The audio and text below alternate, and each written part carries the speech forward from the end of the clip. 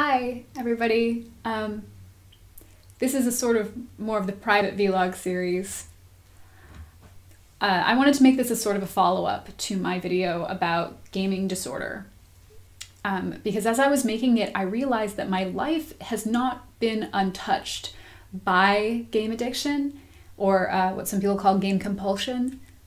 And I felt that it was probably relevant to my thoughts and opinions on it, but I didn't want to include it, partially because of time and it's not relevant, but also because I'm discussing people and very personal relationships and people who aren't here to like tell their side of the story or defend themselves in any way. So also it's just incredibly personal. I don't talk about my relationships very much because there are people who love to dig into people's personal lives and like make shit up and spread weird rumors and stuff like that. So I just try to keep that stuff off the radar because it's not just my life, you know?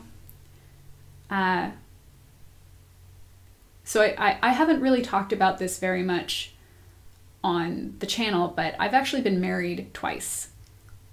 My first marriage was to a guy who I was quite young, and so was he. And we were young and stupid, but I loved him so much. I loved him so much. And I was really happy in the relationship, specifically. And I don't want to say, well, I'll get to that in a second.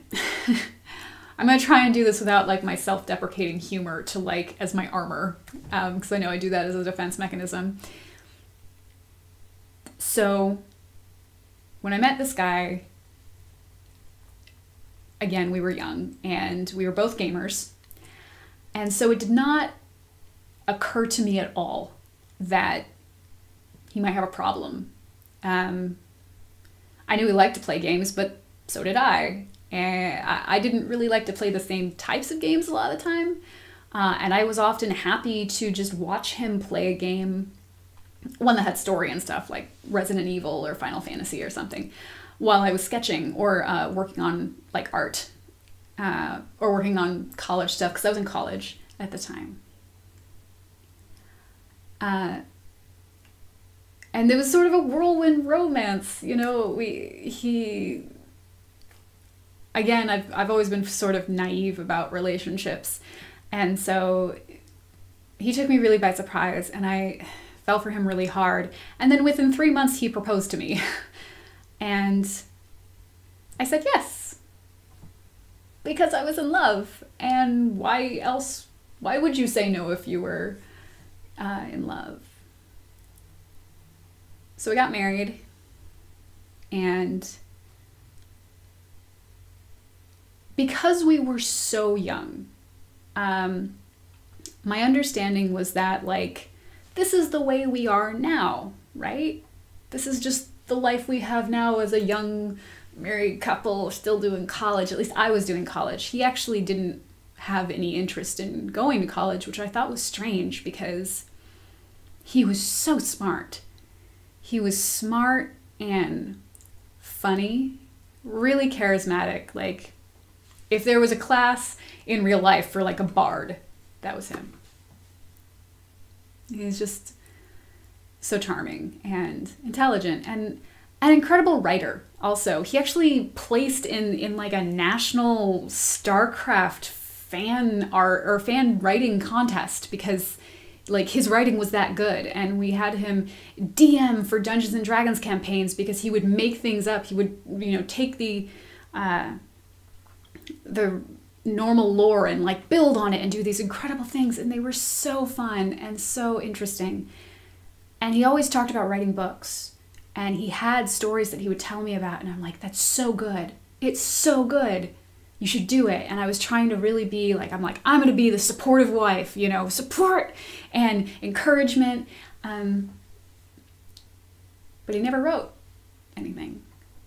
And he was really into like MMOs, and I liked MMOs okay. I basically played them because he did, just to sort of be a part of what he was doing.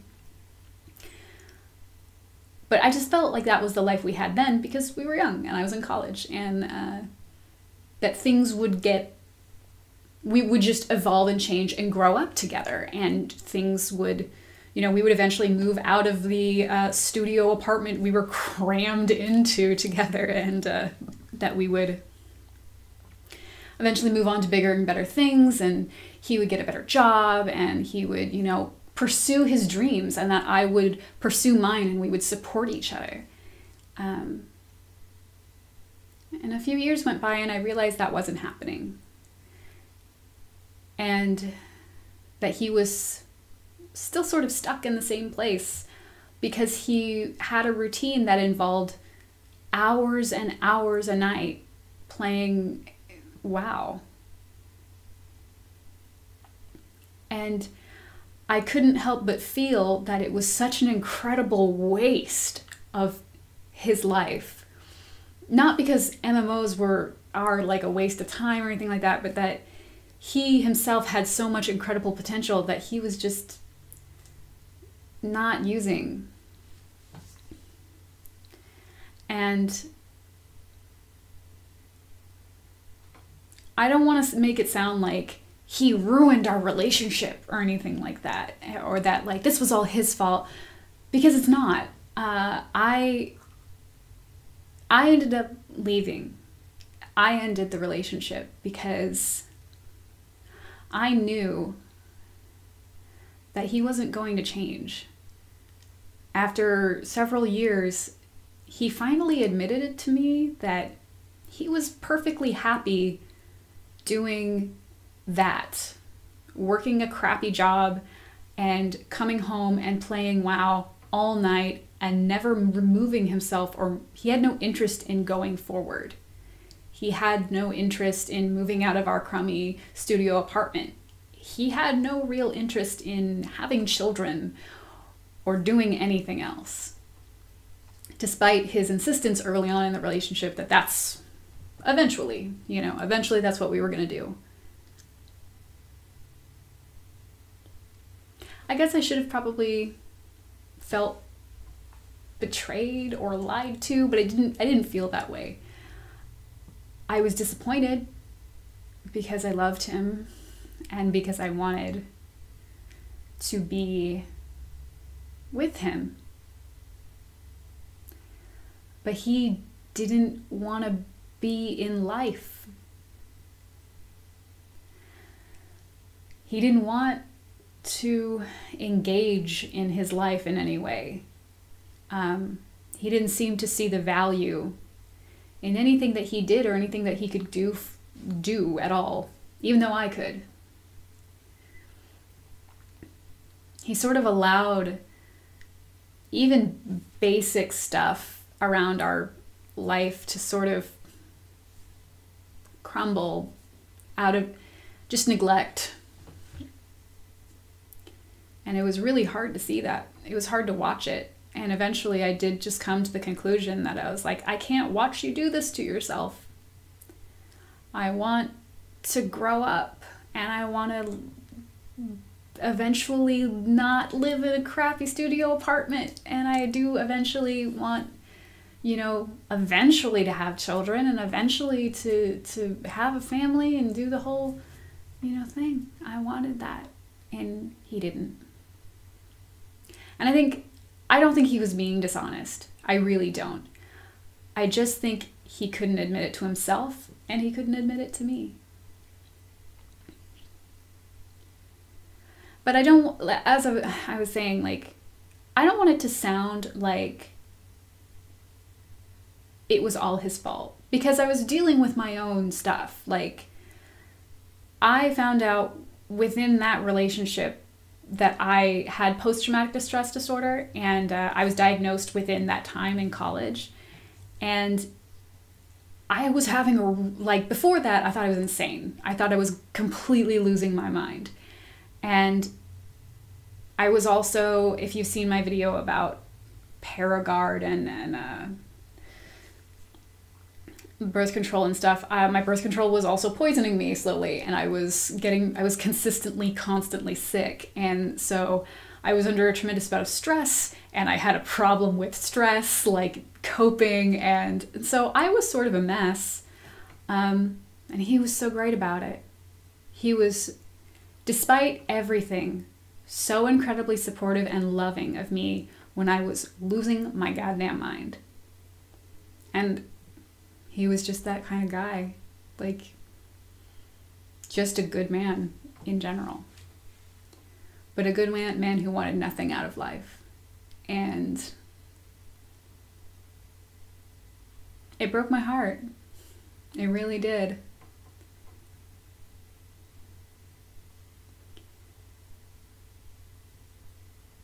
It's hard to talk about. I don't blame him for any of it. I really don't. I was so angry in the moment. Like, I was angry and disappointed, and I didn't feel betrayed, but I felt frustrated that I just thought you were so good, and he had such intellect and charm, and it was amazing that he put so much stat into an imaginary character when his own personal real life stats were so good.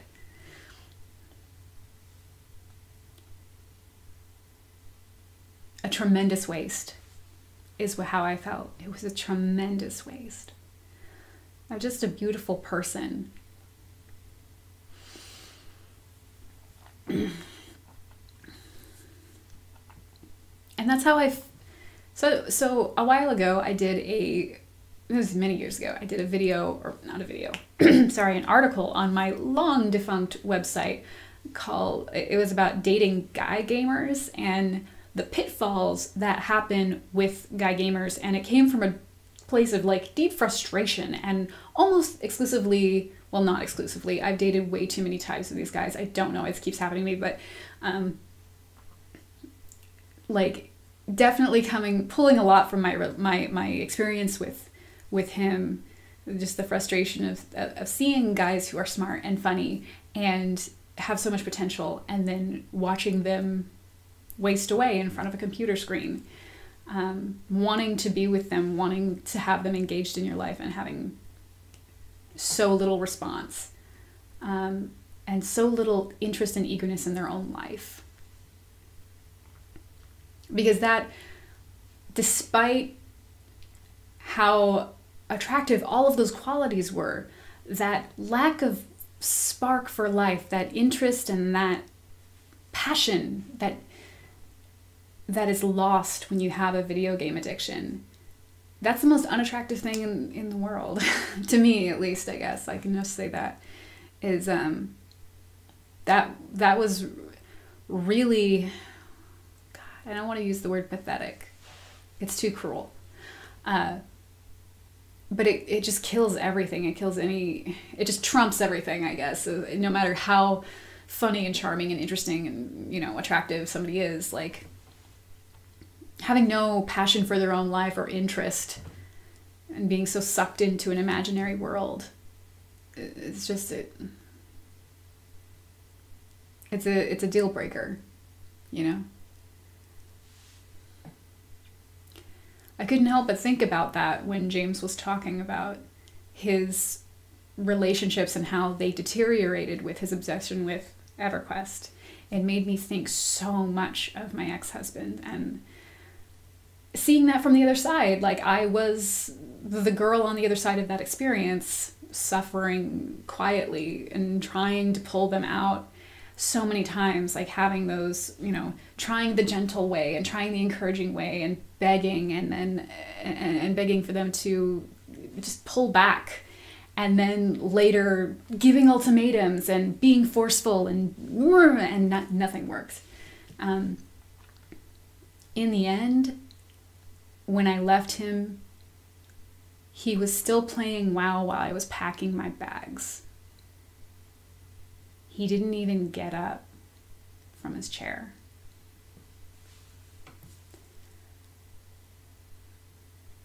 It's not that I don't think he didn't love me or he didn't care or anything like that.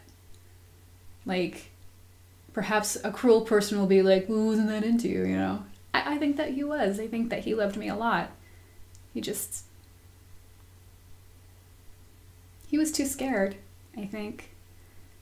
I think there was a tremendous amount of anxiety about real world challenges that he felt like he couldn't deal with, and he used video games as a way to control like those challenges, because in a video game everything's set out. You can't, like, as long as you do the right things, you don't fail, and you can always try again, and there's no real world consequences for that. I think he was just hiding. I don't know. I couldn't get that off my head, my mind after watching that, and I sort of lost track with him after a while. There was no animosity, you know. He's a good person. I hope he does well. I hope that he eventually found something or someone, perhaps, to snap him out of it and to pull him back into this world. I hope that so much. But yeah, that's my story, I guess. That's part of how I was feeling about this video. It was hard to make. It was hard to watch. It was hard to rewatch James's video about video game compulsion. I can't take that experience and separate it from my feelings about video game disorder. It's so clearly a thing that I have seen so close up, and it hurts. So, yeah. That's it. I don't really know how to stop this video. I usually end with a joke or something, but not this time. I don't think it would be appropriate. Yeah. Okay. Thank you for joining me for this and letting me unload my incredibly sad, weird story at you. I'll talk to you guys later. Bye.